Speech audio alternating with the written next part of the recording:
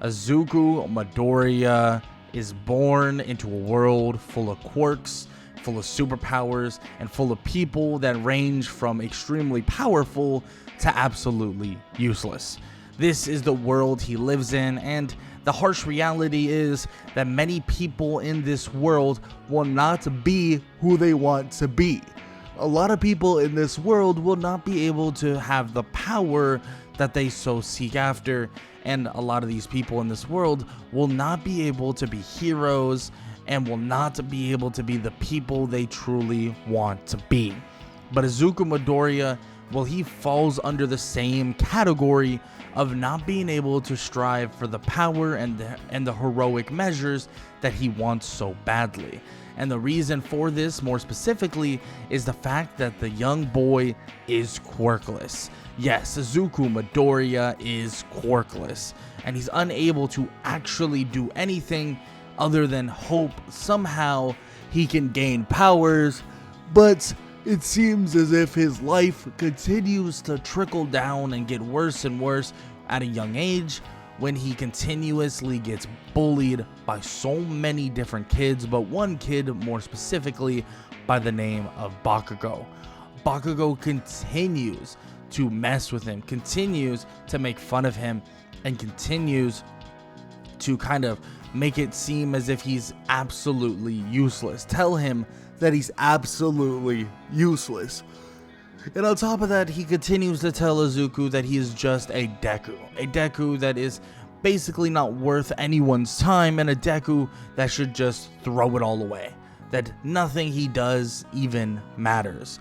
But one day, when Izuku is around 12 or 13 years old, Izuku would feel that he would have a chance, that he could do it, that he could become a hero, that he's gonna try no matter what. And yes, he did think about this a little late because he doesn't really have much training under his belt and doesn't really have much time under his belt, at least working hard, but still he has some information, he has some studying that he's done on heroes, and he's gonna give it his all no matter what. And as a couple more years would go by, Izuku would find himself awaiting that amazing and that crucial moment that would allow him to become a hero. Because that crucial moment would come, and it would be something that he wouldn't even imagine. Because one day he would be at school, and after hearing his basically classmates laugh at him for saying that he wants to get into UA high school, and after basically having everybody basically bully him, he decides that he's gonna take a bit of a walk. He takes a walk, walking upstairs, and he continues to walk until he's at the rooftop. As he's at the rooftop, he would sit down, and he would just sit there, just not moving, just relaxing, thinking, and doing just nothing. He's just kind of thinking about his life, thinking about if he'll actually be able to do these things. And as he's sitting here thinking about these things, he would hear someone approach, and he would turn around. And as he turns around, he sees that it's Bakugo himself. Bakugo would tell him that he might as well just jump off this roof right now, that there's nothing he'll be able to do. In which Izuku just scoffs at this and then kind of gets off the ledge, and he begins to walk back toward the door, telling Bakugo he had no intention of jumping off the roof. He was sitting here just clearing his head.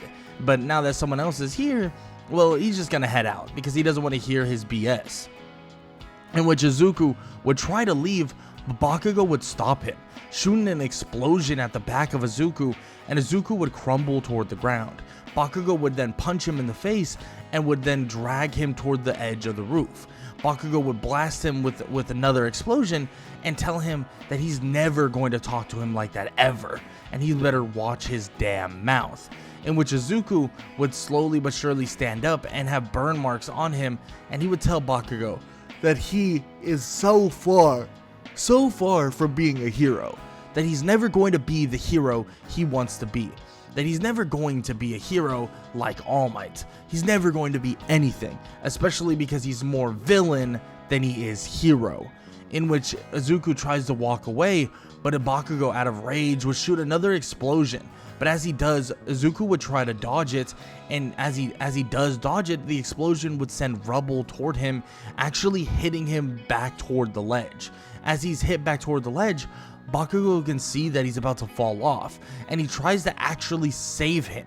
But as he goes to grab for Izuku and tries to shoot an explosion that allows him to kind of stabilize him from falling, it actually doesn't work. It actually scorches Izuku once again, and scorches him to the point where Izuku actually continues to fall off, but he continues to fall off lit on fire. As he's lit on fire and he's falling through the sky, it seems like the flames and the explosions that caught him even more on his clothing continues to engulf him as he falls from a couple stories high. And as he falls and as he's crashing down to the ground, he would land, and as he would land, there would be nothing left. Of course, Bakugo would look over the edge and think, what did he do? That he's such an idiot. Why did he do that? He was just angry that Izuku responded in that way and blah blah blah. And as he looks, he can see that Izuku is gone. All he is ash. It's only ashes, and Izuku was completely dead. What happened to him? What's going to happen to him? Bakugo would look over the edge and then get down as quick as possible, walking over toward the ashes of Izuku, and he would look at them, thinking that he just killed him, that he just ended Izuku's life, that's what he did. He can't believe it. But as he's saying these things, as he's thinking about these things, a large sun rays, a beam of light would strike right down on the ashes of Izuku, but in turn, Bakugo standing near it would actually get burned slightly on his arm. He would avoid the sun rays, but the light would be so freaking bright that he wouldn't be able to even look at what's happening, as the sun rays would engulf the area for the most part, expanding from 2 to 3 feet, like 3 by 3 feet, to even larger. We're talking massive amounts of yardage. We're talking 10 to 15 to 20 yards by 20 yards, where it's engulfing a large area.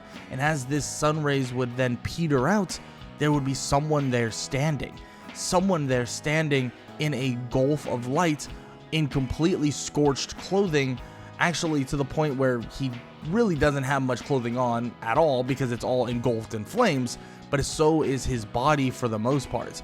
And as the flames would kind of subside slowly but surely, it seems like they would channel toward the back, or his own back, and it would create these wings. And as it creates these wings, it would be shown like the wings are fiery, as if they're glowing from the flames themselves, and it seems as if the sun rays have been channeled through his wings. And Izuku would look around, and then his body would react on its own, and he would begin flying away, flying off to his home. And as he would land on the ground, and as he would stumble through the door, the wings would dissipate, entering his body once again, and he would call out to his mother, Inko Midoriya, for help. And she would see that her kid is on the ground and out cold entirely. Inko would help him, bring him to the hospital, do whatever she has to do. And, well, the doctors themselves say that his vitals are completely stable, that everything is completely fine, and he should wake up in maybe a day or two. But it's kind of an anomaly. They're not sure what happened to Izuku, and frankly, no one has seen anything. But that's the thing. Only one person saw all of this happen. Only one person noticed what happened in a matter of, well, we're talking a couple minutes. All this happened in only a couple minutes, and, well, let's just say Izuku has now awakened something that he never knew he could, and Bakugo was the catalyst for it. But in Bakugo's eyes, he just basically killed somebody. He basically just killed Izuku. And all he can think about is that he's going to have to make amends and cope with the fact that he is so much less than a hero. And that everything Izuku said, well, he was right. Everything Izuku said, he was correct. That he was wrong. And that, frankly, he is not a hero. And that he shouldn't be one. but he's going to try his absolute best to become a hero and help those in need and help, as much as possible, especially dealing with how he handled Izuku and what he did to Izuku. Now, of course, Izuku doesn't want anything to do with him, and he won't be around Izuku for a very long time, at least until the UA entrance exam, because when Izuku awakens, he awakens to basically doctors, testing, and stuff like that, and they actually realize that he does have some sort of a quirk, but his quirk is not being registered. It's as if his quirk isn't supposed to exist. But what really happened is that when he crashed and burned onto that ground, he was then bonded through death itself with something known as a phoenix.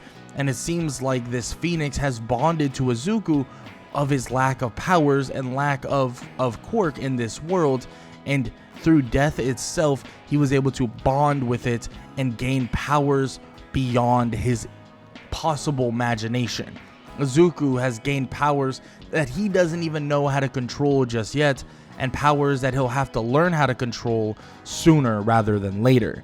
But after some time in the hospital and then eventually being released, he would have basically a long conversation with his mother about what he should do, and more specifically, if he should still become, a hero. And Izuku undoubtedly wants to become a hero and tells his mother that he will do this, that he will make sure to become the hero that everybody can be proud of, and make sure that he could be a hero just like All Might, if not even better. Well, those are obviously his aspirations, and if they're a little bit over exaggerated, that's just what a kid will do.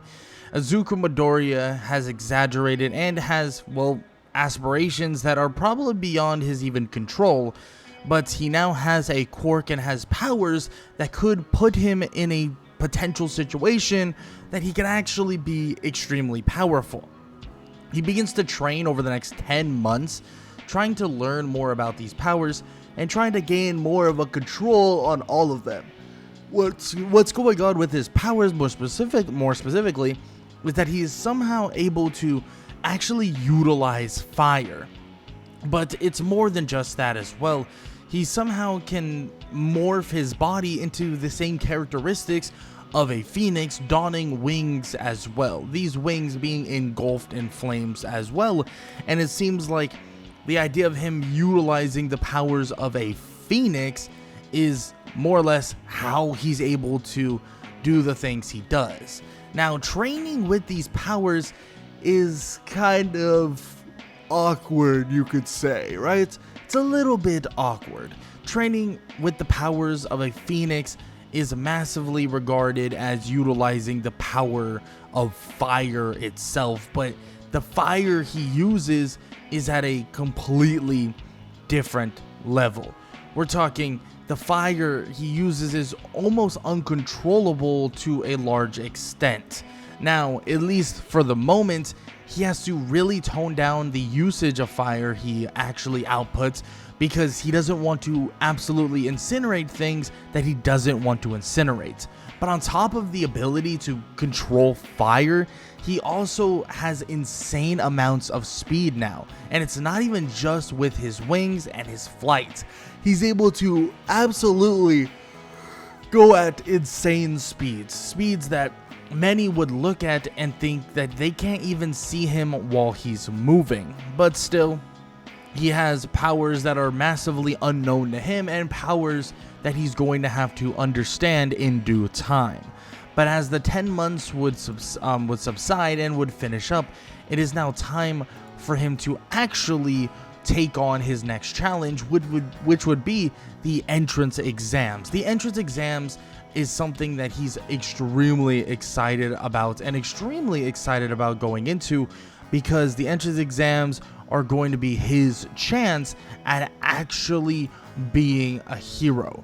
Because these UA entrance exams are, for the most part, his entrance into UA and where he's going to be in terms of the hierarchy of UA high school. But it all starts with the entrance exam. The entrance exam is going to be filled with robots, but also with written portions of that said exam, and the written portion part Well, there's difficulties there, and there's some, pushback for Izuku, but for the most part, he's pretty good at testing and stuff like that, so he's able to get by that.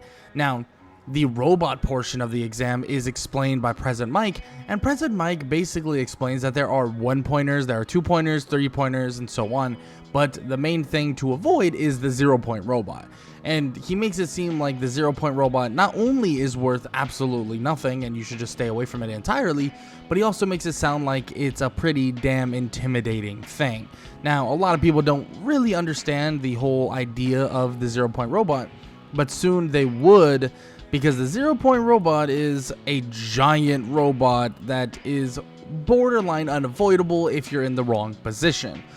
But with that said, they do enter the UA entrance exam, and they enter the practical portion of it, which isn't the most practical thing in the world, but is still known as the practical portion. And he begins his kind of assault on defeating as many robots as possible. Izuku flies around using his flames, obliterating and melting basically every robot he possibly sees. But he also uses his actually unworldly strength now to fly through robots as well to limit the usage of his fire. He knows he doesn't want to burn down anything too insane. Of course, he doesn't want to burn down buildings on accident, so he holds back to a massive degree, burning through a lot of these things, and eventually it is all said and done for Izuku, and he feels that he has definitely destroyed a good amount of robots. After destroying those said robots, the 0-point robot that everybody has been talking about finally shows up.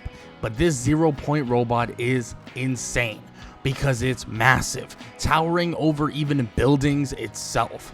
Now, with the 0-point robot walking forward, Izuku just decides to move out of the way.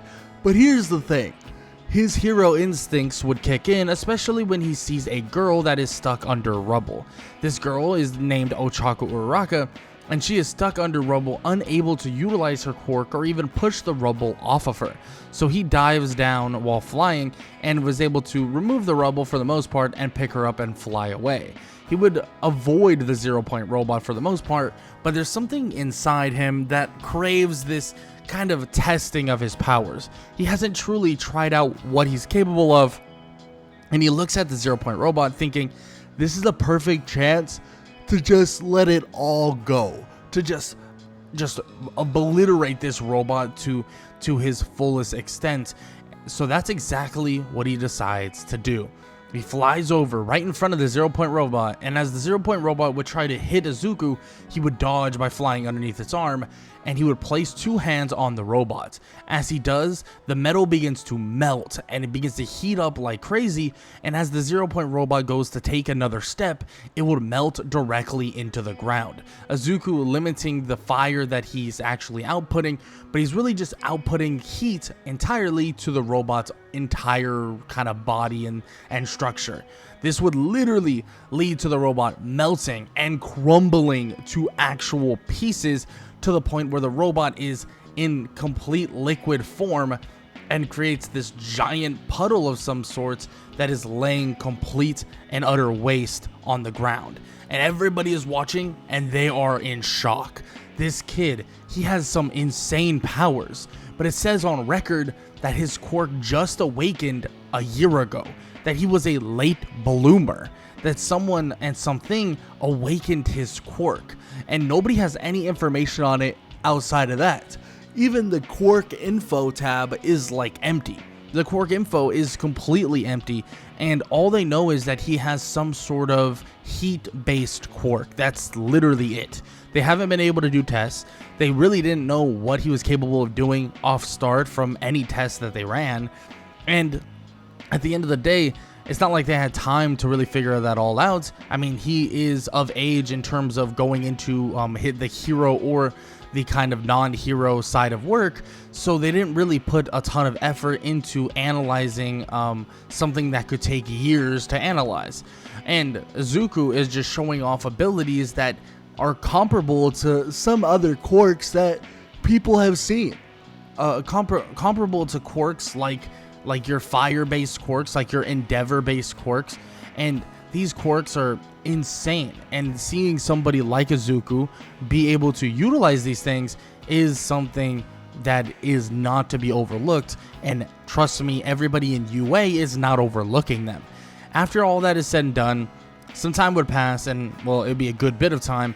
He would finally get his invitation to actually going to UA. He would finally be allowed and accepted into UA High School in Class 1A. Now, as a kind of as a number or benchmark, he actually doesn't get the highest grade. The reason for this is when he saves Ochako, he does get a good grade for that, but he doesn't actually get a ton of points for it. He literally just swooped in, grabbed her, and saved her. That was really it. It's not like he defended her from the giant robot in that foul swoop. When he destroyed the 0-point robot, it was out of, let's be honest, selfish testing. So he kind of should have and could have avoided that entirely and made sure everyone got out, and he probably would have scored insanely. But he still scored very high, putting him in the top 3 among everybody who competed. And he also didn't go massively overboard with destroying robots because he wanted other people to also get a chance, but of course the testing and the evaluations don't necessarily know that. Now, with that said, we do have Bakugo as your number 1 student still, and let's just say Bakugo would be surprised when he would walk in to see Izuku Midoriya sitting there in front of everybody. He's in shock, and Izuku's even in shock looking at Bakugo, thinking that this is the same guy that basically killed him. And Izuku has to really make amends with himself and really put his mind at ease because Bakugo is literally the person that almost tried to kill him.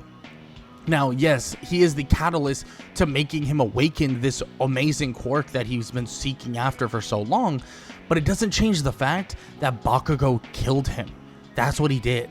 In which Izuku looks at Bakugo, and Bakugo looks, well, for one, shocked, but looks kind of like he feels bad for Izuku.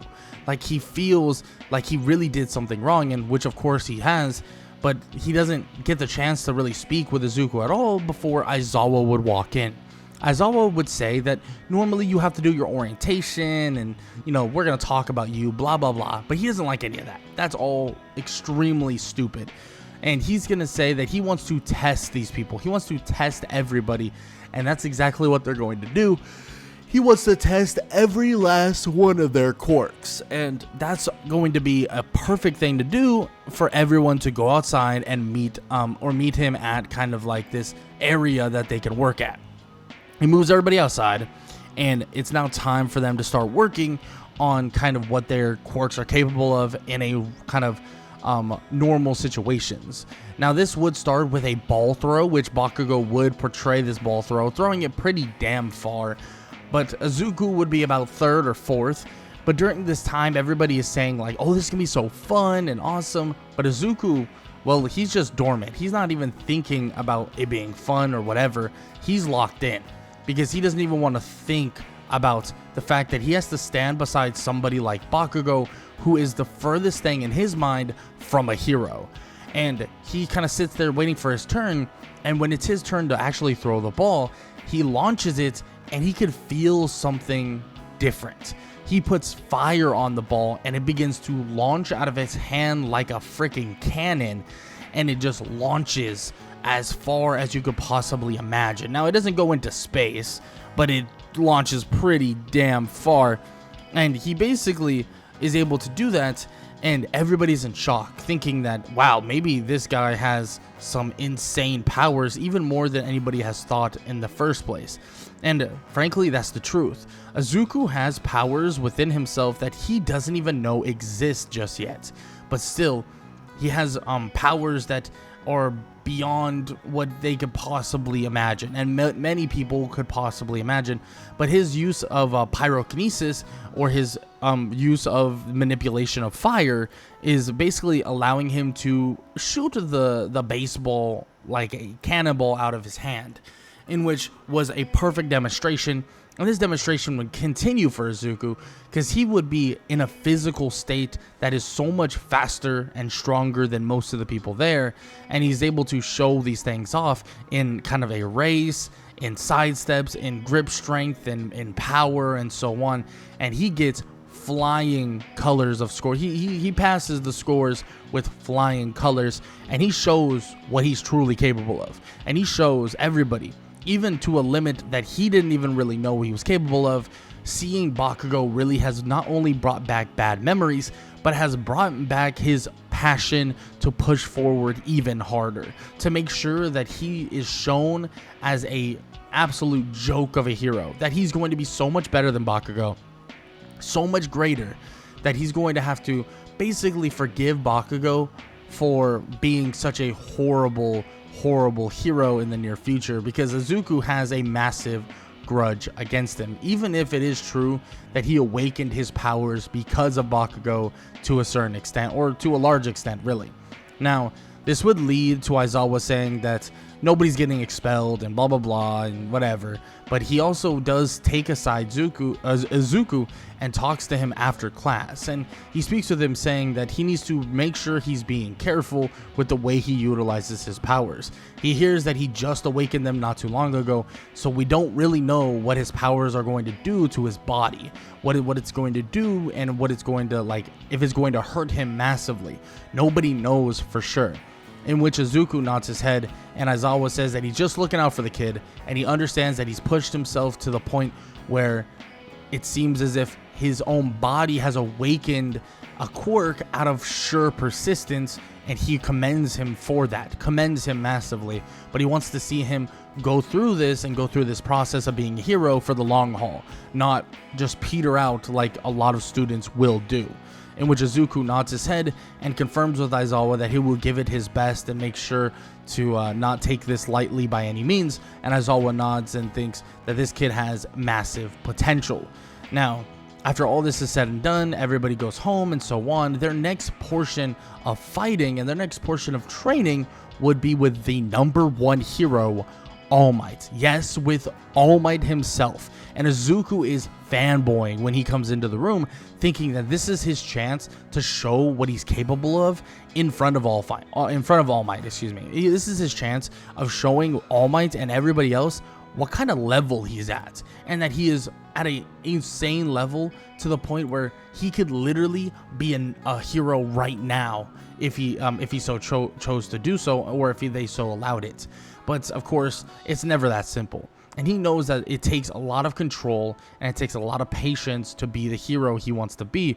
But he's excited to hear that All Might's actually setting up a training session where it's going to be heroes versus villains. Heroes versus villains, where the villains will actually have to defend a bomb. This bomb, if touched by the heroes, will be then confirmed win for the heroes as long as it's under 5 minutes. And on top of this, if the heroes capture the villains, then that also leads them to basically winning on a large degree. And on top of that, the villains, if they capture both the heroes even before the 5 minutes are up, then obviously the villains would then win. Now, this first test is something that excites Izuku extremely, and he actually is teamed up with the same girl that he actually saved not too long ago. But the people he's going against, the villains in this scenario, are Tenya Ida, a speedster that seems to be a little bit uptight and nerdy, but a cool guy, at least that's what Izuku thinks. But also one other person, Katsuki Bakugo, and his chance to show Bakugo what he has created and what he truly is about to happen. Izuku Midoriya is about to take on Bakugo and Tenya Ida with Ochaku Uraraka by his side, but he has a choice to make. Does he follow down the path of being angry and being annoyed and frustrated with Bakugo and take him on and show him how much better of a fighter, how much better his powers are than Bakugo himself? Or does he take the easy way and the nice way out and the heroic way out and focus on the task at hand? Well, you're going to have to find out in the second part of What If Deku Had a Phoenix Quirk. Izuku Midoriya has a decision to make against Katsuki Bakugo and Tenya Ida.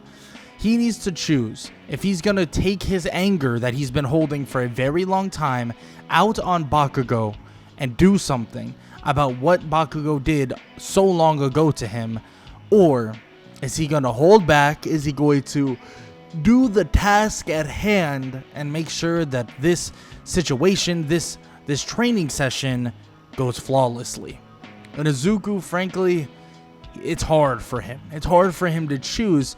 And as they take the 5 minutes to plan, him and Ochaku Uraka talk about different ways they can approach these things. And the only thing that stops him from ripping Bakugo apart is the fact that she even brings up the fact that he can fly. That they can fly around, they can find the spot, they can find the bomb and immediately just be done with it. And they'll get praised for it for how quick they were able to do it. In which Izuku would hesitantly say fine, that it's okay, that he'll do as she wishes. And she asks, well, what does he want to do? In which he says he wants to fight, but he'll get his chance to fight sooner rather than later, so don't worry about it. Izuku flies up after the 5 minutes and drags Ochako with him, and they find the bomb. They would crash through the windows and they would touch the bomb in a record time. In one foul swoop, he's able to finish off this part of the test and/or training session, and the heroes versus villains training session would be over. Just like that, it would be over. And everybody is pretty impressed by how quick they were able to basically succeed at what they were trying to do. And of course, All Might would give his compliments, but Bakugo, well, he would be silent. Bakugo wouldn't even say a word. He wouldn't say anything about not being able to fight Deku or not being able to do anything or how quick they failed. He's not even saying anything, not saying a single thing. And the reason why he's not saying a single thing is because he knows what he did. He knows that beneath it all, Izuku wants to unleash this hellfire upon him. And he knows he's going to have to atone for whatever he did and all the things he did. But for now, he holds off on that, and he doesn't have to worry about fighting this person he created. And this person that is really out for vengeance and out for blood to a certain extent. Izuku is still holding that anger, and he's slowly but surely trying to get over it, but it's easier said than done. Some time would pass, and they would watch the other kids and the other students deal with their own adversities throughout this heroes versus villains training. And Izuku would just wait and kind of brood over the fact that he didn't get his chance to really take care of Bakugo once and for all. But still, he is a hero, and he has to think like a hero and do things like a hero, so he can't think about revenge to a large extent. So eventually all of it would be said and done, the school day would be over, and their training sessions would continue on throughout the days to come. But eventually, what they really wanted to happen, and what really was an important part of their training, would kind of come up. And that would be the USJ. Yes, a training facility for rescue. That is a massive part of their training as heroes, and Izuku, he's pretty excited for it. But his excitement would be toned down pretty quickly when they would all arrive, they would all listen to Pro Hero 13, and then eventually they would hear something. They would hear rumbling across the way, and then eventually they would see something. A portal opening up and villains pouring out. The USJ is now flooded with villains, and Izuku can feel this fire and rage boiling beneath his skin. And the reason why he's boiling over at this moment, why he's so frustrated and angry, is that this was his time to truly feel like he was training to be a hero. He didn't have to look at the face of Bakugo, feel that he should try to forgive him, and feel like he was not much of a hero for feeling the way he was feeling. And this was his chance to kind of not necessarily get over it, but to an extent feel better about it. Feel better about becoming a hero slowly but surely. But this is a kind of trump in the deck of cards, a joker, you could even say, kind of like a stopping point and or a kind of throw in the hat type of moment. And Izuku feels as if everything that could have gone wrong just goes wrong. And everything from the start, from him not having a quirk, from others messing with him, bullying him, all of these things, he feels this seething underneath his skin. And he watches as Aizawa tells everybody to stay calm. he watches as Aizawa tells everybody to make sure to stay safe and that he will handle it. And as Aizawa jumps out and jumps off, Izuku, well, he would do the same, flying directly toward those villains as he would immediately begin to let loose a barrage of flames, scorching every single one of them that are in this large group of villains, to the point where they're all incapacitated, and he's able to basically overwhelm them with fumes and fire to the point where they all get knocked out. Aizawa questions if they're dead, but Izuku says no. He may be angry, but not that angry. They're not all dead. And if they were all dead, they would be all burned to ash. In which, of course, Shigaraki would be in complete shock at what he just watched, or what he just watched. And frankly, he doesn't know what the hell this kid is made of, but it's obvious he's gonna be a problem.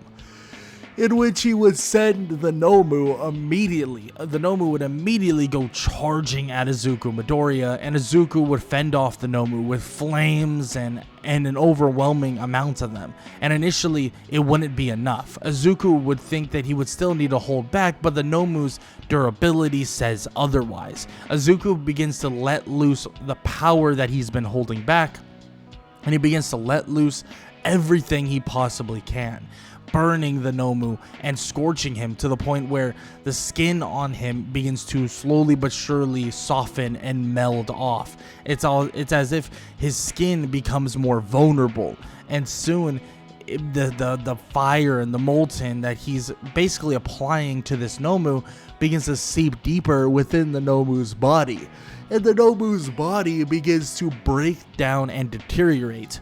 As Shigaraki watches this happen, and as Kurogiri watches this as well, there is a shock factor that is within them, a devastation that is within them. They're in complete and utter shock at the fact that this kid is basically engulfing this Nomu in flames, and the Nomu has nothing it can do about it. It's as if this person, whatever he is doing things that nobody expected to be the case. And the powers he has, it seems like they're so limitless, like they're completely limitless, and that there's nothing they could do to stop him. That this ability he has, this fire that he's breathing, and this fire that he's manipulating is something that they can't necessarily stop, and they don't know what the hell to do. It's as if on the single bit of fire that begins to touch this Nomu is now to the point where it's at a level of incineration that is getting rid of them, or getting rid of the Nomu entirely. But as Izuku finishes off this Nomu, he flies towards Shigaraki, and Shigaraki tries to basically set up for a counter, but he's too fast. Izuku lands a punch flush to the face of Shigaraki, a flaming punch, kind of burning him just a little bit, burning Shigaraki on the face just a little bit, but also knocking him clean toward the wall with power, superhuman-like power that he had no idea this kid could even possess. What kind of power is this? What kind of freaking insanity is this? He can't believe that he has to deal with whatever this thing is, and whatever this thing's power truly is, because it's frankly so much more than just fire. It is so much more than just flames. It is so much more than just an ability to manipulate them. It is so much more. And that's what Shigaraki is feeling right now. Feeling this overwhelming sensation, and Kurogiri can tell they are being overwhelmed, and he gets Shigaraki out of there in an instant, getting him out of there before anybody could be hurt, or anybody else that matters could be hurt. That's what they're trying to avoid, and that's what Shigaraki, Kurogiri, and all of them are avoiding. They leave before even All Might could arrive, and Izuku stands there as Aizawa stands next to him, telling the kid that he shouldn't have done that, that it was reckless, and that he could have gotten hurt. But he did good. He did good. In which Aizawa would walk away, and Izuku would follow. There would be this feeling that Izuku would have, this feeling that this would not be the end of that guy, not be the end of that person. And he knows that something else is coming, that something else is bound to come. But for now, he continues his journey throughout UA, and what's up next is the UA Sports Festival. And the UA Sports Festival is a time for him to show off everything he can do, show off what he's truly capable of. And when they begin that UA Sports Festival, when things start with an obstacle course race, something, let's be honest, pretty basic, where the obstacles frankly shouldn't be that much of an issue to someone like Izuku Midoriya, who can literally fly. So he's able to fly by basically everything, like literally everything actually, and he flies through, and a lot of people try to keep up, but even Bakugo, who has some essence of flying as well, can't really keep up to the degree he wants to, because Izuku's natural flying ability is on like a totally different level than anyone else's ability to kind of run really fast or kind of push themselves through the air or move really quick on ice or anything like that. His flying ability kind of outweighs them by a ton in just raw speed, and he kind of shows this all off, and he definitely gives a good impression to everybody else. And frankly, everybody watches this and watches the wings sprout from his back, the flame and fiery wings, and they think that this guy, this kid, he's going to be famous, that this kid is going to be a symbol, that the firepower he holds seems so majestic, that it's not brutish, it's not scary, it's gentle, it's feathery, it's beautiful, it's calming.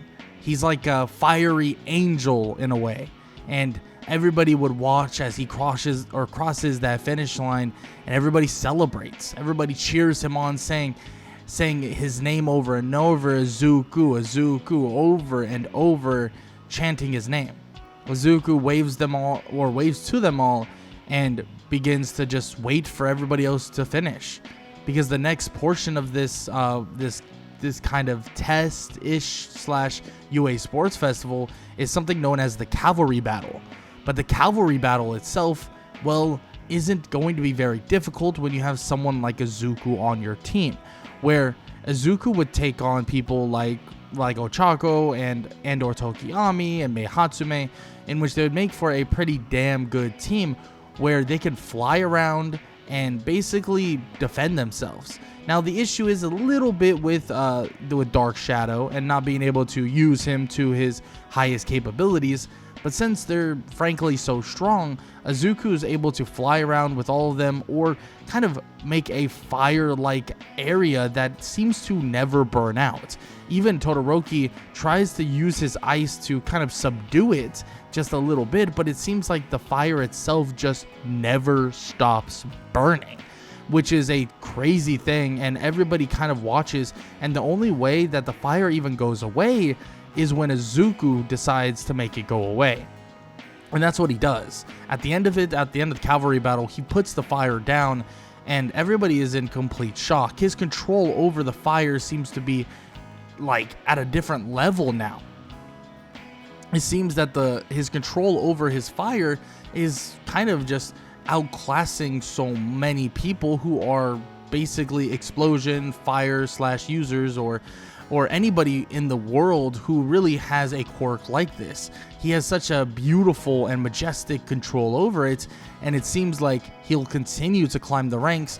And what's next is the actual 1 versus 1 fights, and the first fight he has to actually participate in is with somebody by the name of Shinso.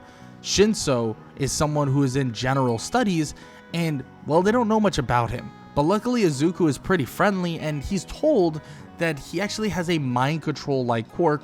If you answer a question, it seems like you fall under some sort of mind control like spell, in which Izuku wants to make sure he avoids that, so he doesn't say a word to Shinso. Now, normally he would have some kind of, hope for Shinso and kind of tell him, and he still tells him at the end of it all after defeating him, that he can definitely become a hero if he just keeps working hard, but Izuku has something to work toward. He's not going to throw his spot for someone like this just because he felt bad for him, just because he felt like he could give him a leg up. But he doesn't care. He wants to push himself toward those finals because there's one person that is going to be waiting for him, one person that he needs to meet, and that person is Bakugo. And he has to go through Todoroki to actually do it, in which Todoroki basically faces off with Izuku, and the first chance he gets, he would send a large glacier of ice at him. Izuku would dodge it and would begin to melt the ice entirely, creating a massive kind of gust of steam in a way.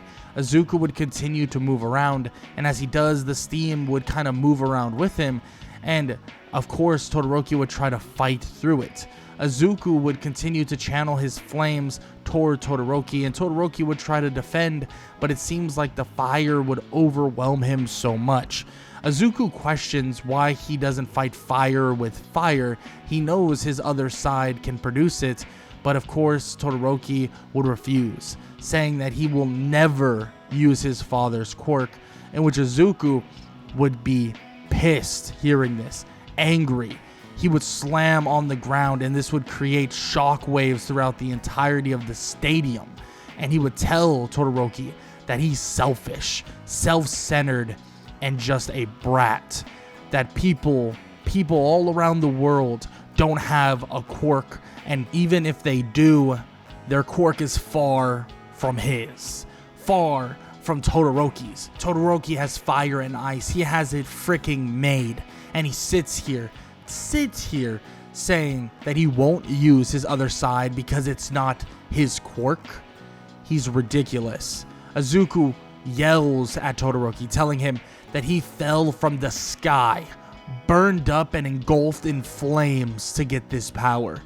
His ashes were scattered on the ground, and well, by whatever glorious person, glorious kind of god out there, if anything, any creature revived him, whatever that was, whatever creature decided to reawaken him, and he rose from the ashes, and that's what it took him to gain this power. That's what it meant to truly have his own powers. But guess what? He had nothing. That day that he was up on that rooftop that he fell, he was already contemplating. He was already thinking. And all of those horrible things that go through and rush through those people's heads, people like him, people that were once in a situation like that, it takes more strength, more power, more strength and everything deep down inside to not step over that ledge. And what's even worse is he didn't. That Izuku, that himself was settled with being a nobody. But then one push is all it took. And now he's somebody. And he will not take it for granted. And he wonders, Todoroki, will you take it for granted? Will you take the powers that were blessed upon you for granted? In which Izuku would stand there and fire would engulf, his wings would grow larger, and flames would surround him. And he would yell one more time toward Todoroki, asking him, will he throw aside what is obviously his, what is rightfully his, or will he channel it and use it? In which immediately Izuku would see hesitation in the face of Todoroki, and he said he doesn't care, as his wings would flap toward Todoroki, creating a gust of wind, combining with his flames channeled toward him, and Todoroki, in a last-ditch effort, would raise both of his hands and channel them forward, ice and fire blending together, trying to hold off the power of a phoenix, in which Izuku would slowly but surely overwhelm him and tell Todoroki that he fought good, and that he fought proper, and that he's happy that he gave him all he got, and that he gave him all he has. But the thing is, that his resolve, that the resolve of Izuku Midoriya will always be greater. As the flames would overwhelm and the wind would push forward, it would throw Todoroki off the stage, but in an instant, the flames would dissipate and be gone. Todoroki would lay there completely stunned, but also on the verge of passing out. Izuku would fly over as his wings would dissipate, and Izuku would hold out one hand, helping Todoroki up, putting him on his shoulders, and getting him out of the area. Everybody cheers. Everybody is in complete shock with chants of both Todoroki and Izuku at the same time. And everybody, they're happy to see what just happened. They're happy to see what Izuku did for that other student. But Izuku's mission, it's not over just yet. It's far from it. Because Izuku's next mission is to take down Bakugo. And whoever's in his way, they won't stop him. And that next person is Tenya Ida. And Tenya Ida, he stands no chance. Getting knocked out of the ring instantly before Izuku could really even do that much. And now he has a date with destiny. A date to take down Bakugo. A date to completely destroy him. But when he steps on that mat, when he steps down there and he stares Bakugo in the face, what he sees isn't the same person that once bullied him, isn't the same person that once made fun of and tortured and hurt him so much. He sees somebody else, somebody who looks distraught, somebody who looks like they feel horrible. But for now, it doesn't matter. Izuku charges forward and a fight ensues, and he begins to use his hands, devoiding from the fire that he could create. He uses the power that was blessed upon him. Fighting with his fists, the power is overwhelming. Punch after punch, Bakugo can feel his jaw cracking, as if the power itself from just Izuku was enough. The power that Izuku has gained, he doesn't want to show Bakugo. He doesn't want to show the flames of glory that was gifted upon him. He wants to fight him hand to hand, and he's beating on Bakugo. But at punch after punch, everybody in the crowd would whisper, everybody in the crowd would be shocked, and eventually Izuku would realize that he's taken it too far. Bakugo now on the ground, now hurt, but still resolve within Bakugo's eyes, blasting an explosion toward Izuku that he moves out of the way and dodges. But Izuku looks to see that Bakugo has gone through enough torment, enough beating, and frankly, there's still hatred and hurt within Izuku's chest. But it doesn't matter. He needs to be better, a better person, and a better hero. Izuku would drag Bakugo and toss him off the stage and tell him that this was mercy, that he could have kept him in this ring and kept beating on him, but he didn't. And he hopes that he remembers that, and he remembers all of the things that he did to him way back when. And I hope he remembers that he's the reason why these powers were bestowed upon him, but also the reason why he can still feel this hatred within his heart. He walks away with the crowd cheering and everybody chanting his name. Izuku Midoriya is the winner of the UA Sports Festival, the winner of it all. Now, he would stand on the podium alone, basically by himself, others dealing with injuries and so on. And Izuku would be bestowed the medal of the number one student in the year one class. And he would watch as everyone cheers and chants his name. And he would prepare for whatever's to come for himself, whatever is going to be next for his destiny. And what's coming next is basically his chance to actually work with one of the best and strongest heroes in Japan. Because when days would pass on by and all of the letters would come in, he would see one letter that was different than the rest, a letter decorated in flames. And as he opens it and looks, he sees one person entitled to it, and And that one person is Endeavor. Endeavor has offered him a spot as an internship alongside Shoto Todoroki, and he believes that Izuku has the key to awakening a power deep inside Todoroki, a power that even Endeavor would have no chance at awakening in the first place. Izuku looks toward Todoroki, and a Todoroki would try to avoid his glance, but he would look back.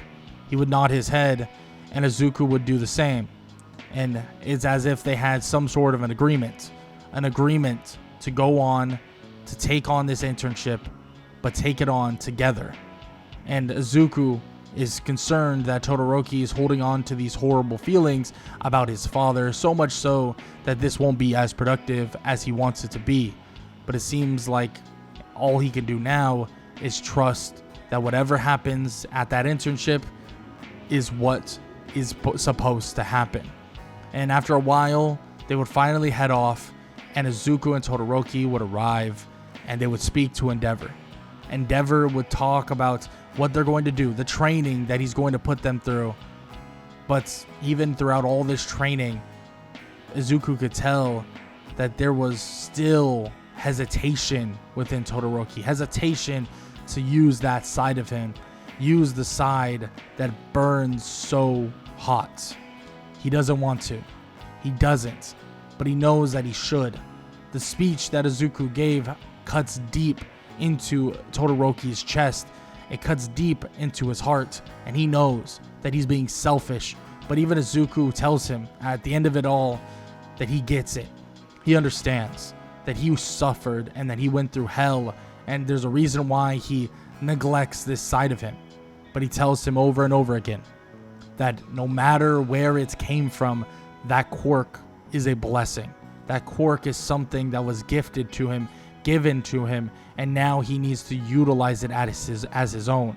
In which Todoroki would finally heed the words of Izuku Midoriya fully, and he would begin to truly utilize his fire side to its fullest extent. And he would try to utilize both his ice and fire to the extent that he possibly, or the highest extent he possibly could. But the next challenge they truly have, the next challenge would be one they weren't expecting by any means necessary, and that would be a date and a fight with the hero killer. Because the hero killer would be threatening to kill Tenya Ida, and in a Hosu City kind of experience with Izuku, Todoroki, and also Endeavor, they would stumble across their dear friend about to be killed. But we're going to have to wait for the fight between Izuku, Todoroki versus the hero killer for the next part and the third part of What If Deku Had a Phoenix Quirk. Izuku Midoriya and Shoto Todoroki take on the hero killer. The hero killer is an obvious foe, a foe that is extremely skilled at hand-to-hand combat and combat with swords and blades and so on. The hero killer is far from a joke, so they're gonna have to truly be careful, because if they're not, they can find themselves on the wrong end of a blade and could be gone forever. Izuku and Todoroki combined their fire powers to try and overwhelm the hero killer. But as the hero killer tries to overcome this heat and even the ice itself, well, it seems as if Izuku decides to take the forefront on fighting in hand-to-hand combat. His hand-to-hand combat's not the best, but his speed and strength is extremely comparable, to the point where he's probably stronger and faster than the hero killer, but lacks quite a bit in terms of technique. He lacks quite a bit in terms of a technical skill, but that's completely fine because he has Todoroki to back him up. And as they try to close the distance and as they try to overwhelm the hero killer, the burns and the frost and the slowness and everything that is kind of combining together is slowly but surely overcoming the hero killer. The hero killer, though, would land some crazy blows to both Izuku and Todoroki, but not anything that draws blood. But eventually, Izuku would get cut, and the hero killer is about to lick the blood, but Izuku tells him that he thinks that it's not going to work as well as he thinks it's going to work.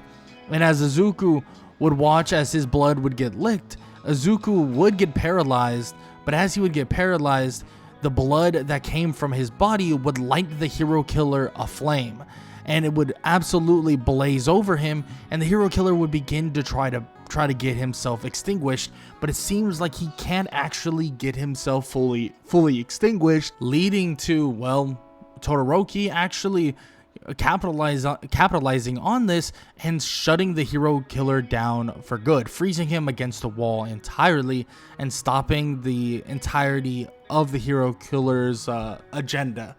Now, this agenda of the hero killer would be shut down, and other heroes would finally arrive. Other heroes would finish off basically capturing the hero killer, getting him under wraps and getting him completely under control. And this would lead to everyone being in a good spot, everybody being completely fine. But here's the thing. It was illegal for Izuku and Todoroki to do what they did, and they get in a bit of trouble.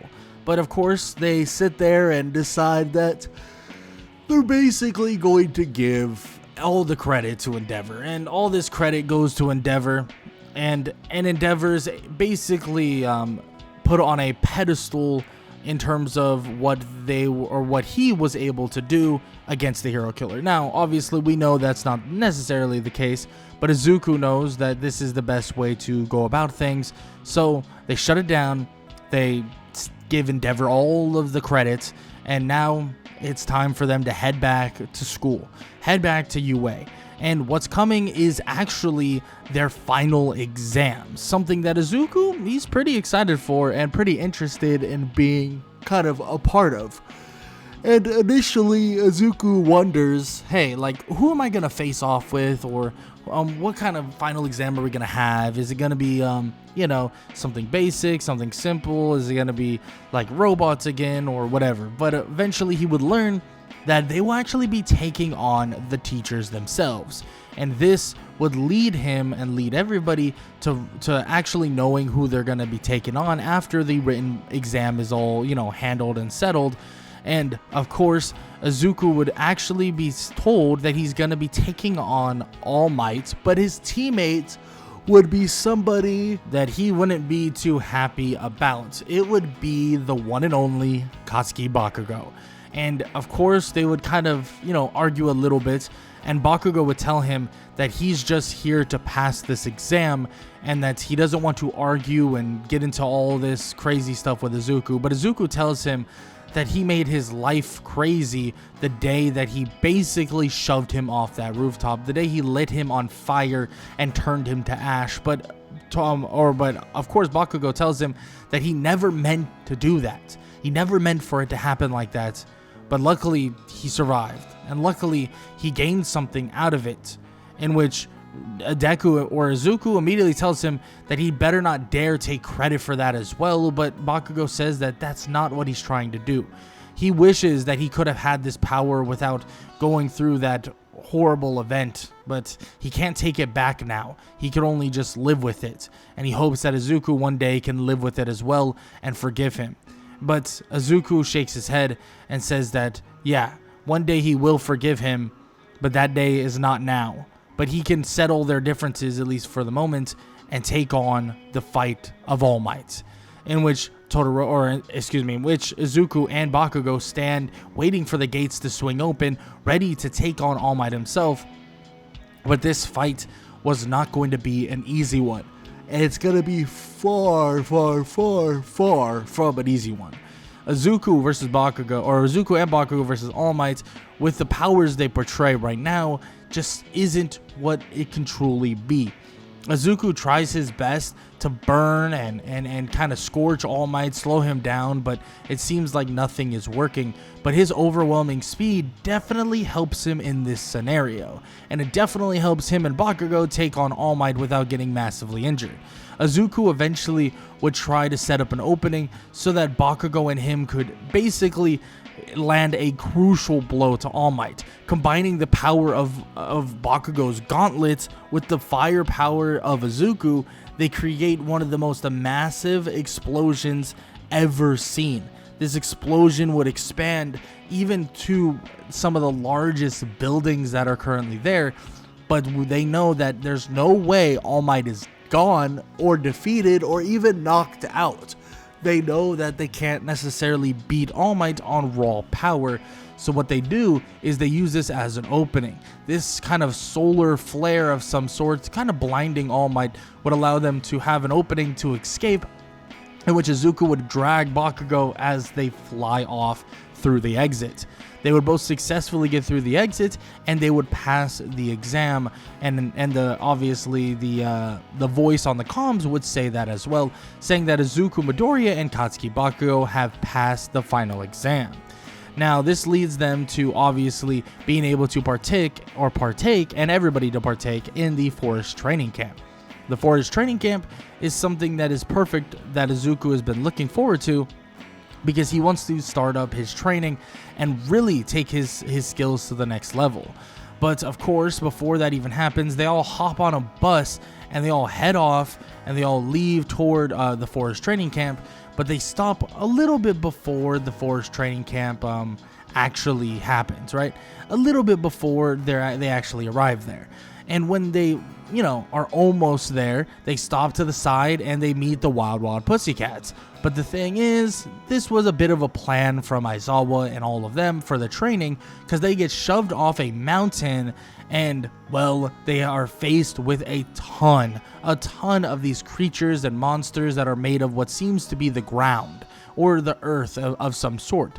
But as basically all of his classmates are falling down, he's floating above them, asking if he really has to go down there to help his classmates. Aizawa would nod as Izuku would nod his head back at him as he dives down, flying toward his classmates and all the other monsters. Everybody would ask about Izuku, ask about what kind of powers he has, in which Aizawa would tell them that the powers he has are extremely potent, but the kid has some, you could say, issues to get over. And he doesn't blame him for having the issues that he has, and he doesn't blame him for dealing with the things he has to deal with, but there are some things that he needs to get over, and he will get over, just eventually, in which he helps his classmates absolutely destroy a bunch of these creatures that are made of like earth and rock and so on. And eventually they get all the way to the forest training camp. It takes a while, but they finally arrive. And Izuku, well, he's headed over to meet everybody and see what's going on. And he actually meets someone by the name of Koda. And, well, just like normal, Koda punches him right where the sun don't shine. And obviously this doesn't bode well for Izuku, as he crumbles over and is basically like, why would you do that? Like, what is wrong with this kid? This kid has some serious issues. Like, why did he decide to do that? Like, that was ridiculous. But of course he has to bear with it, and throughout this time and throughout some time coming up, they do get quite a bit of training done. Izuku learns to basically utilize hand-to-hand combat a lot more heavily, which is something he actually wanted to get into and wanted to actually start doing pretty much a lot more recently. Especially with the encounter of the hero killer, he wanted to make sure that he was kind of more in depth in terms of the hand-to-hand combat, you could say, right? He wants to make sure that he definitely is more in depth in terms of being actually good at doing hand-to-hand combat, because frankly, he's not amazing at it. He's not terrible at it, but he's also not amazing at it, and he wants to get better and wants to make sure that he actually can benefit from it, you could say, right? He needs to make sure to massively benefit from it, from basically a standpoint of not relying so heavily on his straight up firepower, which is understandable, very understandable, because at the end of the day, you gotta do what you gotta do when you can't actually utilize your powers to its fullest extent, and you gotta be able to hold back to a certain extent as well. So that speed and raw power that he has in terms of strength and speed, he needs to be able to use that efficiently, and of course Tiger is gonna help him do that massively, but he does take some absolute beatings for this. But luckily he does heal pretty quick, and seems to actually heal pretty quick, and he's noticed this for quite a while, that his basically his ability to heal is pretty ramped up. Every time he gets a cut or something like that, it almost heals over like instantly, to the point where he doesn't worry about small little bruises and cuts. But after a good bit of training, they finally are about to get a day off, a day where they can kind of relax but also have some fun, where they're going to go through the forest. But it seems like things begin to change massively, and things begin to get real eerie, because villains begin to actually arrive and begin to invade the forest training camp. Immediately, Izuku thinks about the little kid that's basically chilling on the mountain, and he bolts over there as quick as possible.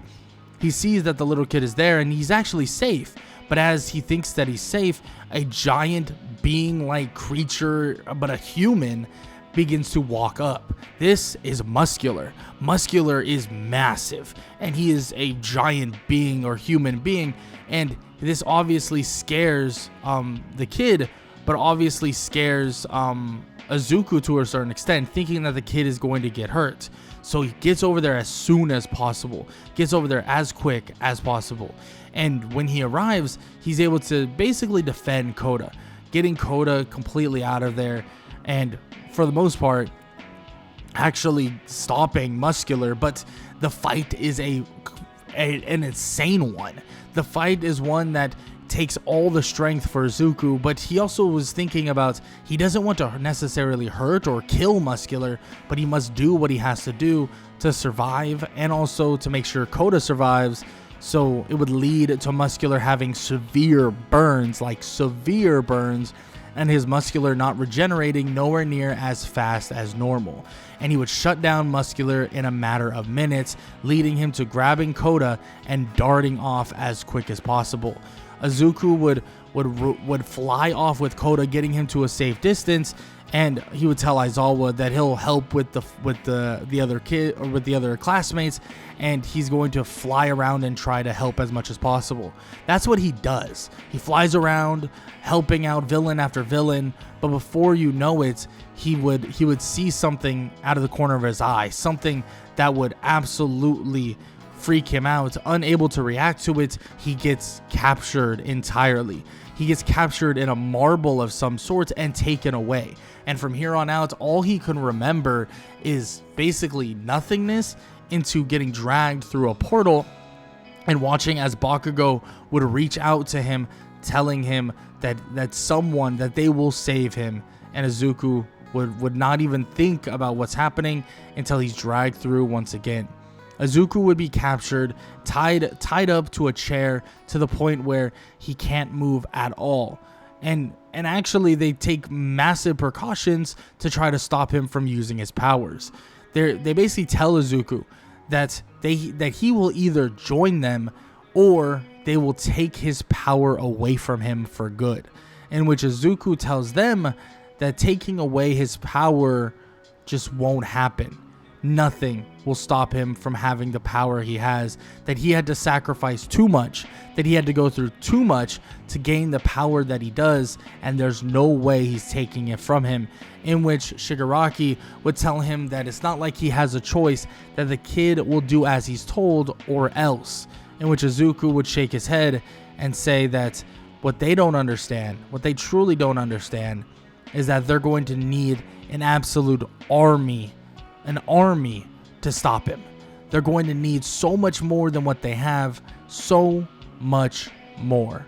And he makes that extremely clear to them, but of course they don't let him go. They keep him restrained to the point where they're restricting his output of fire and stuff like that, so he can't even do anything. And of course this does concern Izuku, hoping for an eventual rescue, but all he does is basically wait his time out. He's patient, he waits and bides his time for the opening that he needs. The opening that would eventually come, because he would see someone through a window, someone that looks very familiar, and that person would be Kirishima. He would see somebody through the window and he would look at him weirdly, but then he would realize that a bunch of his friends are currently there to try and break him out. In which Izuku would nod his head and he basically would look toward a different part of the area, basically telling them to kind of put something in that direction and then throw it through the window. And as basically they make that choice, Izuku makes a loud noise, and they all make loud noises, and a crash comes barreling through the window. Izuku's able to slice through the restraints, and he's able to climb out the window before he's actually basically taken back. But as he's trying to fly away everybody, he actually sees something that pops in front of him. It's another portal. Though he would drop them so that they wouldn't go through the portal, and he'd come barreling through. And as he opens his eyes, he would see that he's in a dark room.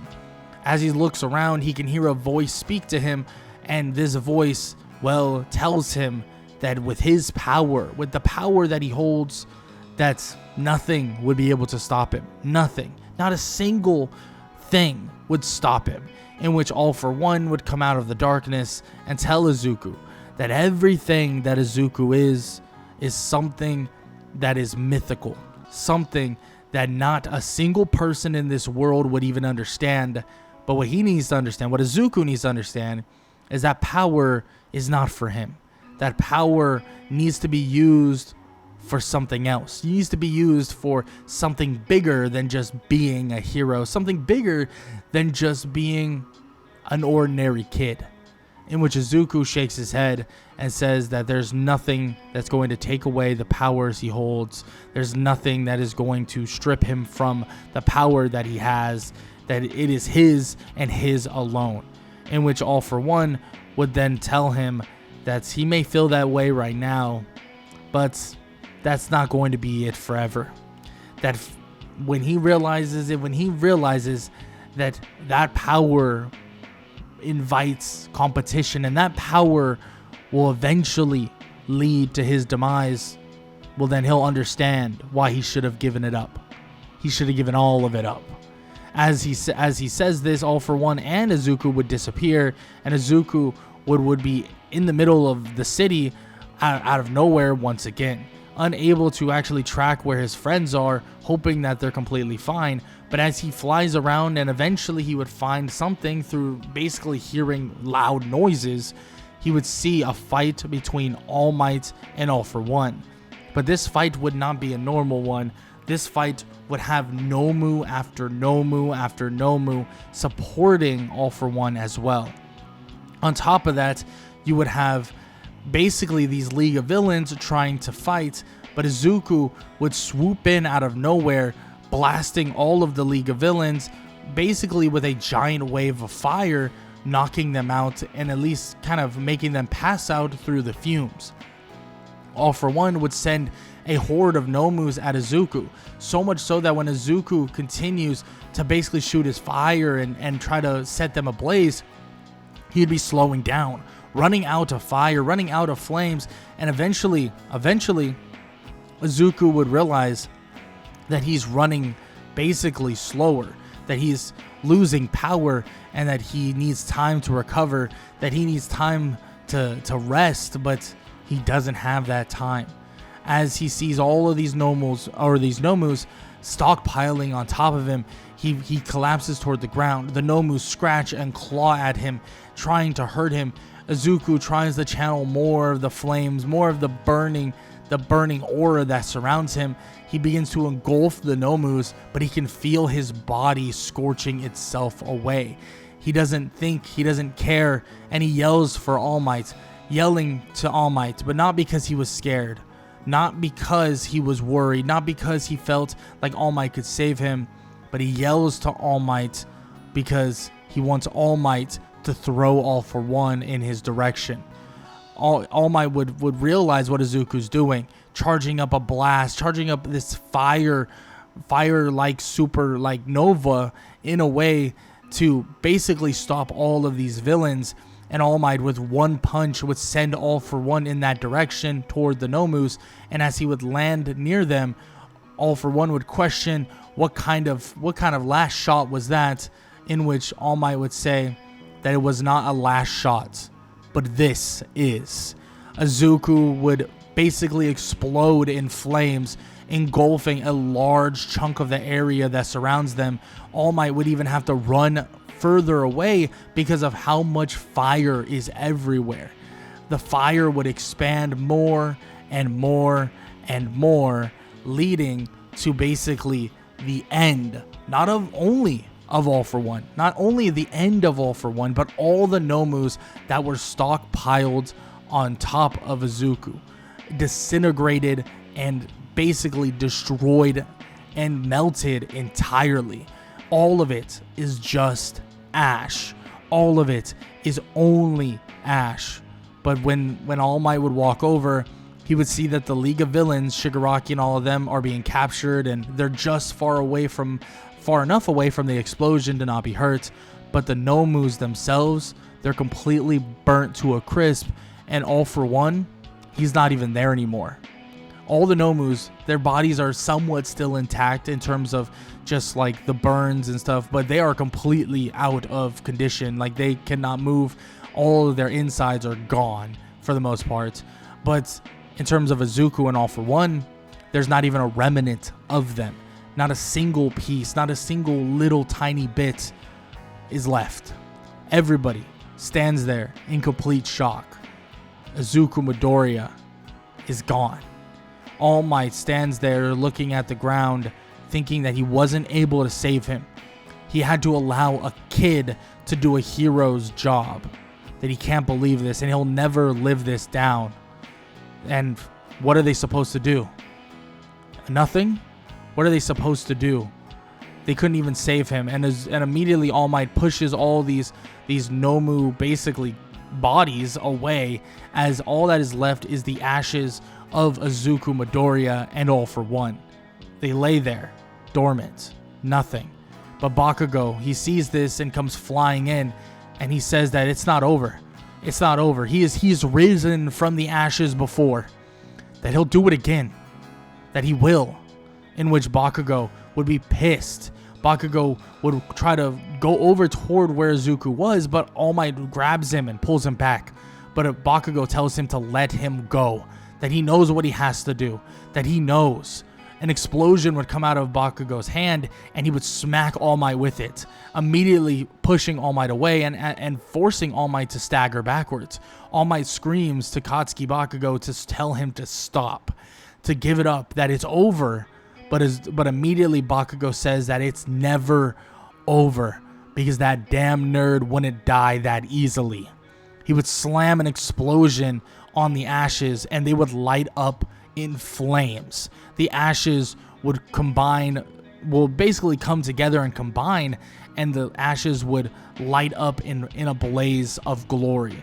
The blaze of glory would turn into this giant flame of fire that looked like it was just a giant phoenix. This phoenix would fly up to the sky, and it would light the sky itself like the sun was out once again in the dead of the night. The phoenix and this flaming phoenix would come spiraling down, crashing toward the ground as it would smash into the ashes of Izuku Midoriya once again, and boom. Flames would erupt, and everybody would see this bright light, so bright that it was basically as bright as the sun. They would try to look away, try to stop their eyes, because frankly it felt like they would go blind. But as the ashes would settle, and as the flames and the light would go dim, they would turn, and they would see the ashes completely gone, and one person standing. Izuku Midoriya stands there, with flaming wings even bigger and greater than before, and his body ablaze.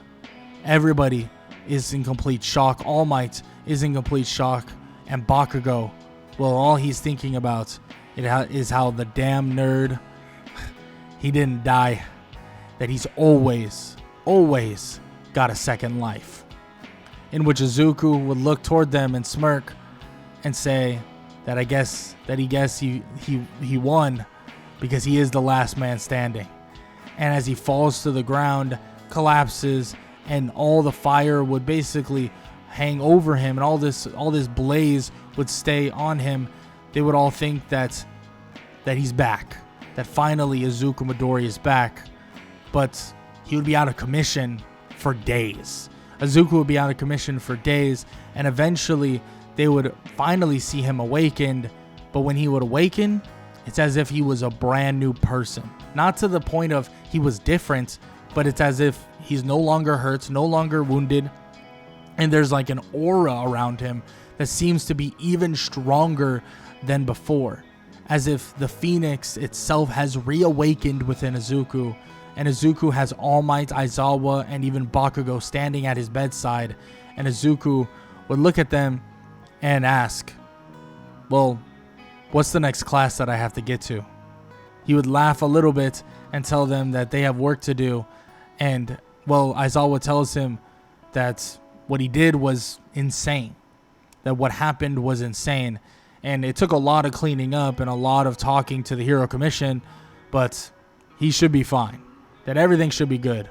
And he shrugs his shoulders and says, even if it wasn't, even if it ended up not being, it wouldn't have mattered.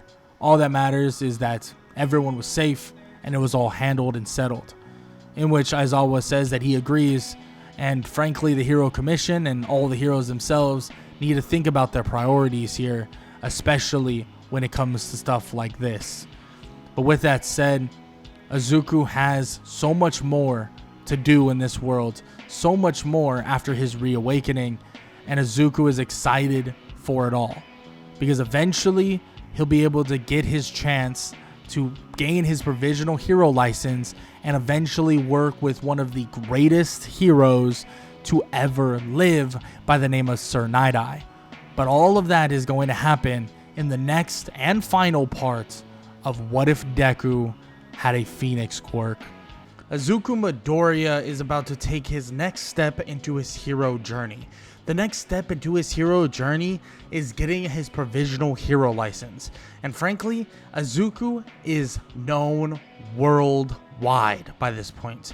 All the videos, all the footage of All Might and all that stuff, they had one person that was all centered around it, and that was Izuku Midoriya.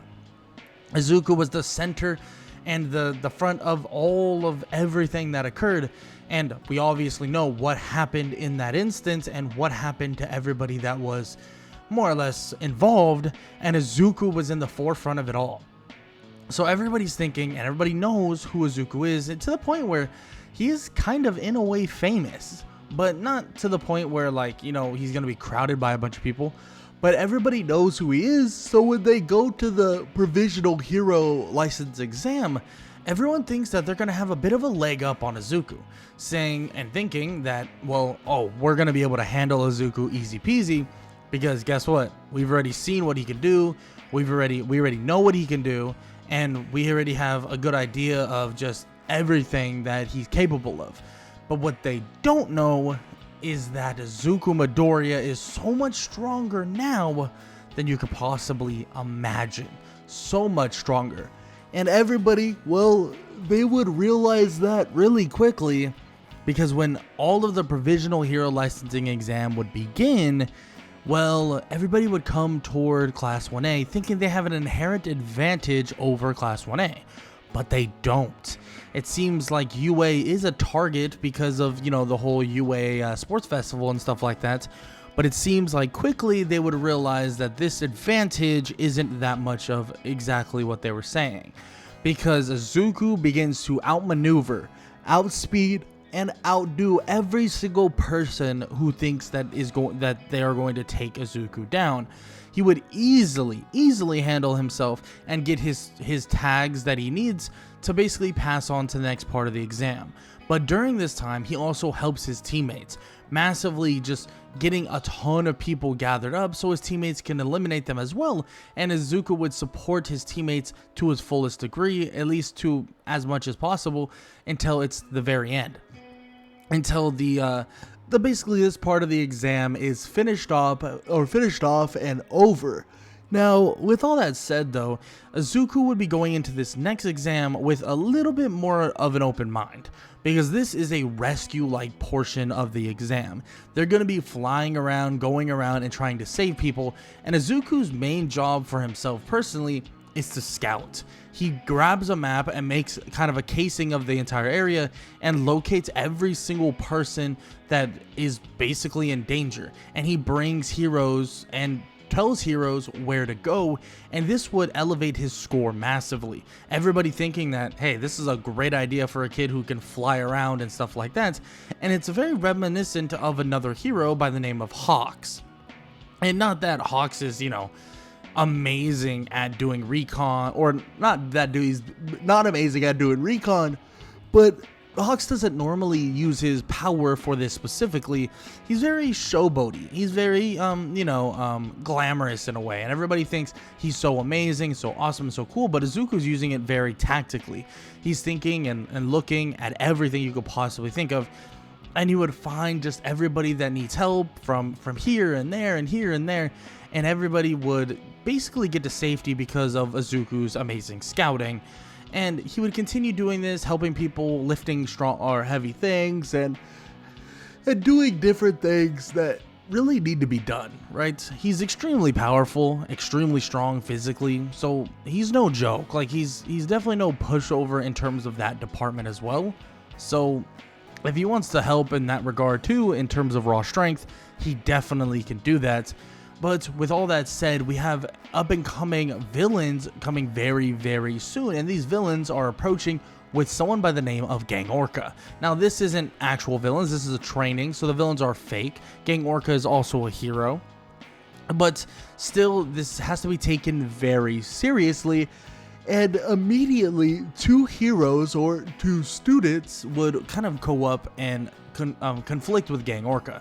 That would be Shoto Todoroki and Inasa. Inasa and him would try to mix their fire and wind, or really trying to use it separately, and it just won't mix well. It will bash against each other, and though they won't be able to control it properly.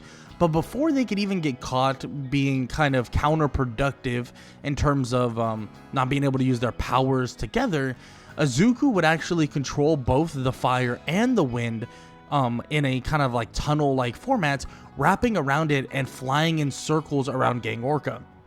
This would force the wind and the fire to basically come together and make a flaming vortex.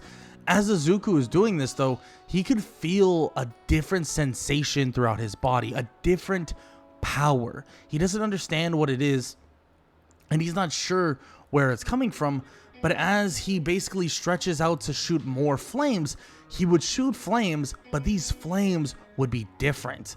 These flames would be black, and it would be odd. He's wondering, what the heck, like, how does this even happen? How does he have black flames? But he would also think about, well, these things, these flames, what do they look like? They kind of look like All For One's black tendrils. And he's a little confused, but wonders if somehow he gained a little bit of the power that All For One held, well, when he turned him to ash, which he doesn't really know, but these black flames must be reminiscent of something and remnants of something. But still, he just overwhelms Gang Orca entirely, and when Gang Orca tries to even dissipate the fire itself, the black flames would be impossible to penetrate. It seems like the black flames would grow stable to the point where Gang Orca couldn't do a single thing until it was game over, until the study and this test was completely null and void, and Izuku would in one foul swoop get rid of basically all the flames, including his own, getting rid of them just poof instantly. And which Izuku wonders about how he's able to do stuff like this. I mean, this is even different. This is even more different. Izuku has never had this power in his life, not to this extent.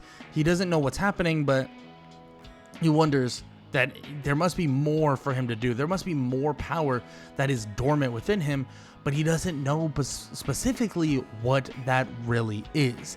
Now, it doesn't really matter at this moment because he obviously passes this exam. So does Inasa, so does Todoroki, and also everybody in Class 1A, including Bakugo, by the way, because this version of Bakugo is a little bit more settled down, a little bit more taken back, and he's not an absolute idiot and just, a big mouth, just to these people and being rude and blah, blah, blah. No. This version of Bakugo is a lot more toned down, especially because, well, Izuku has been on him day in and day out basically about being a just trash person. So this would make him a better person in general, leading to all of them in Class 1A getting their Provisional Hero license, which is obviously really good. Getting their Provisional Hero license is something that is super important for the future of their hero work and the future of what's coming very soon, because that would include work studies and so on. And luckily they would get a bit of a presentation about work studies themselves, in which Izuku would be sitting there and he would see the big three enter. And Izuku is astounded by this, thinking that the big three is awesome. He studied them like crazy. He begins to point all of them out and even says their quirks, talking about Mirio, talking about Nejire, talking about Tamaki. And as he basically talks about all these people, Nejire is extremely flattered by this. Mirio is pretty impressed by it, but also Tamaki is extremely embarrassed by it. Just kind of the big three thing, in which Izuku would kind of just, continue going on, but Aizawa would tell him to tone it back just a little bit. He apologizes, and of course Tamaki would be introduced first, saying like, oh yeah, he's going to go up and explain work studies, but yeah, Tamaki ain't gonna do that because he has a fear of, people and stuff like that, so he doesn't do it. Nejire actually tries to start talking about work studies, but then gets distracted, talking about Mina's like little horns, and then even asks Izuku if she can see his flaming wings, in which Izuku obliges, showing the wings once again, in which she thinks it's awesome to see, and has heard that he can actually manipulate different types of flames, in which Izuku would change his wings to actually these black-like flames as well, and in which she would try to start rambling on about how cool his powers are, but of course Aizawa would shut it down and say, okay, that's enough, like stop talking about random stuff, in which then eventually Mirio would decide, okay, just everybody, you're gonna fight me, and then we're gonna see where you guys are at. In which this is an exciting time for Izuku, because Izuku's going to be able to try his power out against somebody like Mirio. Someone that is basically going to be a potential top 10 hero in his first year of being a hero. And this is a test he wants to take on ASAP. And let's just say Izuku jumps the gun pretty damn quickly, because he begins trying to fight Mirio immediately, not allowing his classmates to even try to get a touch in on Mirio. He begins to clash with Mirio, and it's obvious that Izuku has the speed and strength advantage, but Mirio has some pretty damn good technique, so he does catch Izuku off guard. But every time he tries to punch Izuku would actually counter and set his body basically ablaze, and injuring Mirio for the most part, and making it so he's unable to actually counterattack, and they go into a bit of a stalemate. One and another can't really hit each other as well as they want to hit each other. So Izuku basically tries to overwhelm him with flames, trying to basically constrict him to a certain area, but eventually Aizawa would have to shut it all down, saying that Izuku is getting a little too passionate about what he's doing, and this is a good way to get some people hurt, so he needs to chill out and go do something else for now, and that this was a good display of what the big three is capable of, and is a good display of what they personally could be capable of in the near future, which Izuku is excited about hearing. And frankly, there's just nothing better than working with some of these high-level future heroes, especially when they're already part of the big three. Now, this would give Izuku an invitation to Sir Night-Eye. And Sir Night-Eye is a great mentor for Izuku here. And Izuku basically has a good time training, working hard, and even helping with a lot of the stuff that needs to get done, which mostly involves dealing with Overhaul. Now, Overhaul is a bit of an issue, and Overhaul is the leader of the Shiha Zaikai, and someone that is going to be very difficult to kind of rein in and or catch entirely. But of course, with Izuku's help and many others as well, they will definitely have a little bit of an advantage when trying to hunt him down. But what Izuku doesn't understand is that he will stumble into Overhaul sooner rather than later, and he does it with Mirio.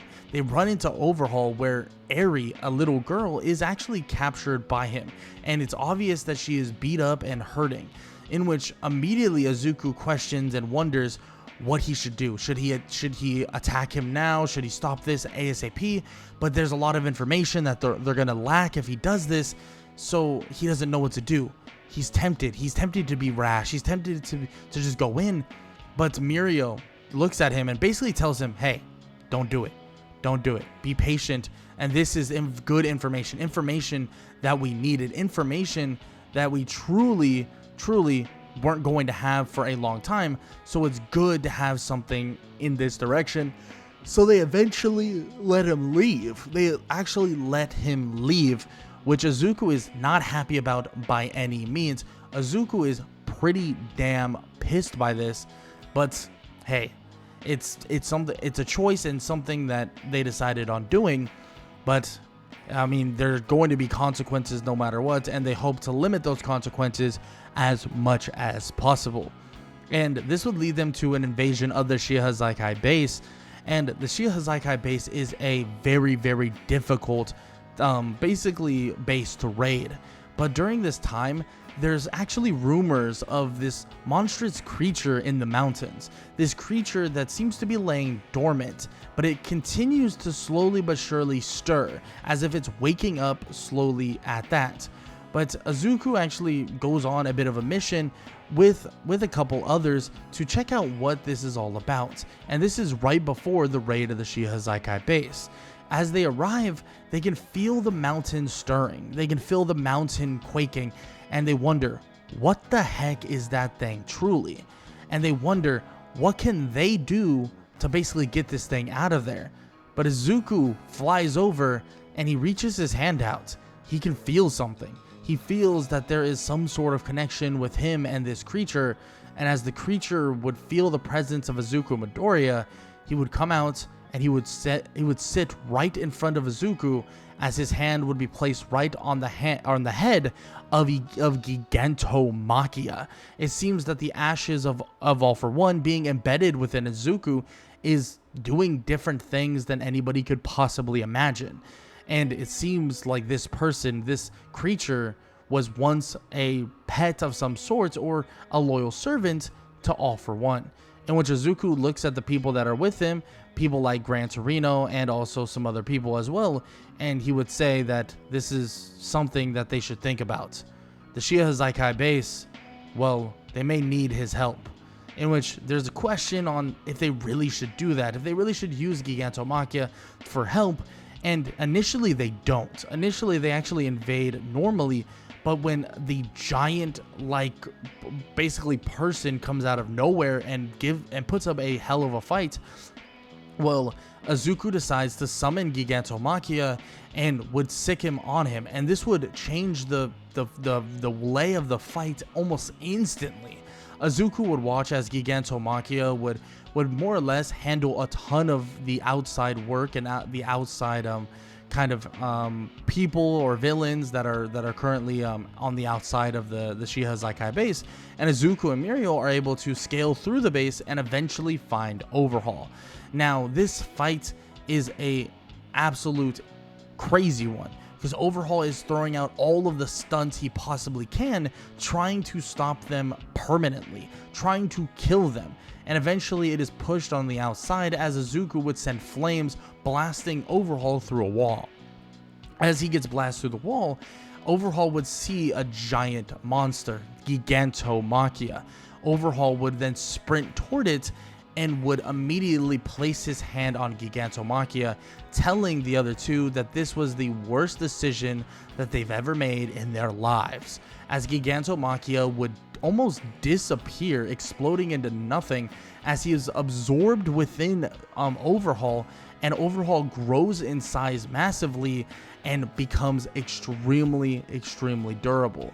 Izuku would fly up toward Overhaul, saying that he just killed a creature that was doing nothing wrong, a creature that really didn't know right from wrong, and all he knew was one thing. All he knew was control. All that creature knew was being told what to do, and he was okay with it. Izuku was using that creature, and it's sad to say it, but he was going to give that creature a better life than anybody could have given him, and now he took it away from him. Izuku would look at Overhaul as Overhaul would try and smack Izuku, but it seems like there's resistance. It seems like the creature that is within Overhaul is restricting him, not allowing him to actually fight Izuku, in which Izuku would find this to be humorous, thinking that, wow, it seems like even when the creature was absorbed, the loyalty still lies, and the loyalty is still to Izuku, in which Izuku tells Overhaul that he better get that creature and get Gigantomachia out of his body, because if he doesn't, then he thinks that some really bad things might happen to him, in which this would lead to Overhaul forcing himself to basically reassemble Gigantomachia and reassemble himself, getting rid of basically what occurred, or getting rid of Gigantomachia out of his body, leaving him massively susceptible to anything that was going to happen, and then eventually leading to the downfall of Overhaul, but also the capture and the kind of transition into hero of Gigantomachia.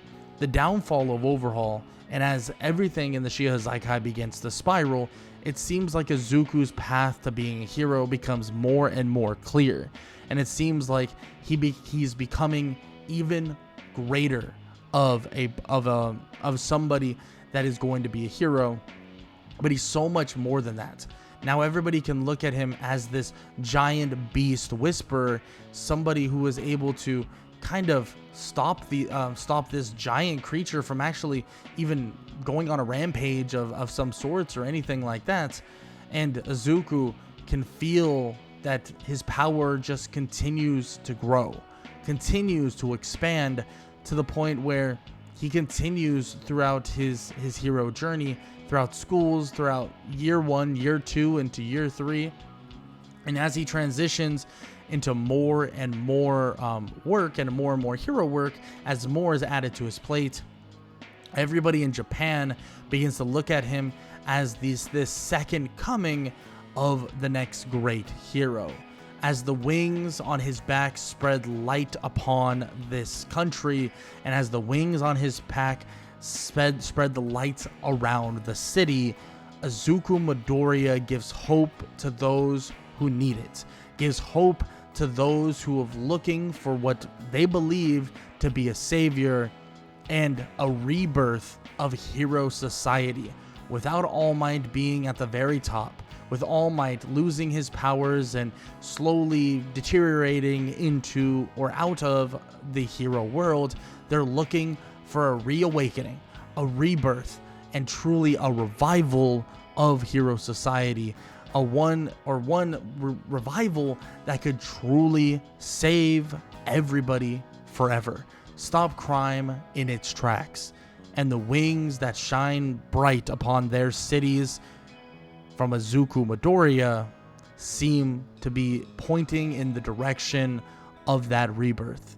Because Izuku Midoriya, he may be the embodiment of a phoenix, but even if he dies, and even if he reawakens, and even if he rises from the ashes, that's exactly what he plans to do.